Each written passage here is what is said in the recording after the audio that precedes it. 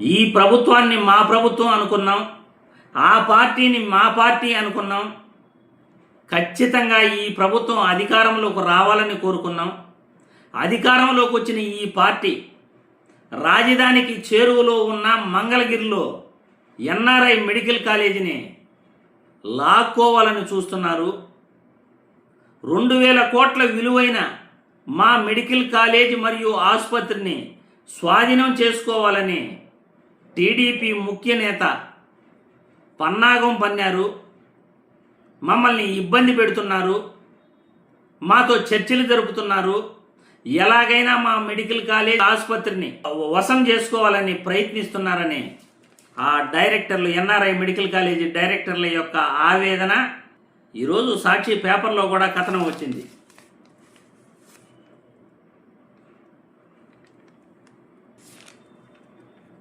కోరి తెచ్చుకుంటే కాలేజీని కాజేస్తుంది. కూటమి సర్కారుపై ఎన్ఆర్ఐ మెడికల్ కాలేజీల డైరెక్టర్ల ఆవేదన. అత్యంత విలువైన కాలేజీని సొంతం చేసుకోవడానికి ముఖ్య నేతలు పన్నాగాలు పన్నుతున్నారు. తమ బినామీలతో తీవ్ర ఒత్తిళ్లు గురి చేస్తున్నారు. ముఖ్య నేత తరఫున బెదిరిస్తున్న ఓ మంత్రి ఉన్నాడు. ఈ నెల 29న కొత్త డైరెక్టర్ల ఎన్నికకు కీలక సమావేశం జరుగుతూ ఉంది. ఇన్నాళ్ళు ఇది తమ పార్టీ అనుకున్నాం, తమ ప్రభుత్వం అని భావిస్తే తమనే మింగియాలని చూస్తూ ఉంది అని ఎన్ఆర్ఐ మెడికల్ కాలేజీ యొక్క డైరెక్టర్లు లబోదిబోమని అంటున్నారు. ముఖ్య నేత మనుషులు తెస్తున్న ఒత్తిళ్లతో బెంబేలెత్తిపోతున్నారు.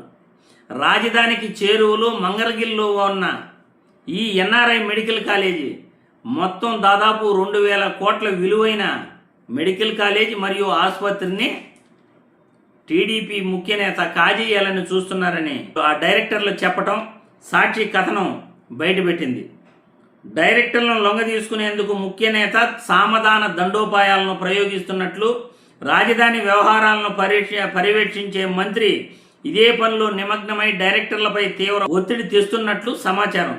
రాజధాని వ్యవహారాలు పర్యవేక్షిస్తున్న మంత్రి ఎవరో మీ అందరికీ కూడా తెలిసిన విషయమే. ఆ మంత్రికి కాలేజీలు కూడా ఉన్నాయన్న విషయం మీ అందరికీ కూడా తెలిసిన విషయం. బహుశా ఆ మంత్రే అనుకుంటాను. ఇంకెవరికి కూడా ఆ అవసరం ఉండకపోవచ్చు మెడికల్ కాలేజీతో. ముఖ్య నేతకు బినామీగా ఉన్న పారిశ్రామికవేత్త తెర వెనుక చక్రం తిప్పుతూ వారిని ఇబ్బందులకు గురి చేస్తున్నారు. ఆ పారిశ్రామికవేత్త ఎవరో కూడా ఈ పాటికి మీకు అర్థమైపోయి ఉంటుంది. నయానా భయానా లొంగ తీసుకునే ప్రయత్నాలు. ఎన్ఆర్ఐ మెడికల్ కాలేజీ మరియు మెడికల్ సైన్స్ల అసలైన డైరెక్టర్లు ఎవరో తెలుసుకోవాలని ఆర్బిట్రేషన్ జడ్జి తీర్పు ఇవ్వడంతో ఇటీవల మేనేజ్మెంట్కు సంబంధించిన వ్యక్తులు సమావేశమయ్యారు. కొత్త డైరెక్టర్లను ఎన్నుకునేందుకు ఈ సమావేశంలో నోటీసులు ఇచ్చినట్టు తెలిసింది. దీని ప్రకారం వారంతా తమ అభిప్రాయాలను తెలిపి తిరిగి కొత్త మేనేజ్మెంట్ కమిటీని ఎన్నుకోవాల్సి ఉంది. ఇందుకోసం ఈ నెల 29న మరో సమావేశం నిర్వహించనున్నారు.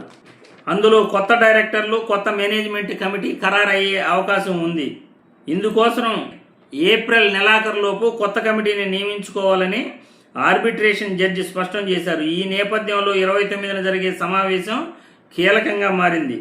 డైరెక్టర్లను నయానా భయానా లొంగ తీసుకునేందుకు ముఖ్య నేత తరఫున ఓ మంత్రి శతవిధాలుగా ప్రయత్నిస్తున్నారు. వారి వ్యాపారాలు, ఇతర వ్యాపారాల కోసం ఆరా తీస్తూ బెదిరింపులకు దిగుతున్నట్లు తెలుస్తుంది.